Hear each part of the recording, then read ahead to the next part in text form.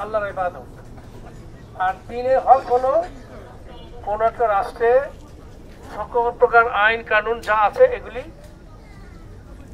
কোরআন এবং সুন্নাহ অনুযায়ী চলবে। সেই কোরআন এবং সুন্নাহ বিধান আমরা মদিনায় দেখেছি এবং তৎপরবর্তীতে যতগুলো খেলাফত ছিল সেখানে দেখেছি। তাদের অনুপস্থিতিতে আমাদের পবিত্র দায়িত্ব হইল তাদের রেখে যাওয়া দ্বীন এখানে প্রতিষ্ঠিত করা। যেই সমাজে দ্বীনের হক কায়েম নেই সেই সমাজে দ্বীনের হক কায়েমের আন্দোলনের শরীক থাকা ফরজ আইন। আমাদের দেশে এখন দ্বীনে বাতিল কায়েম আছে। এখন আপনারা বলতে পারেন এটা কিভাবে বুঝবো?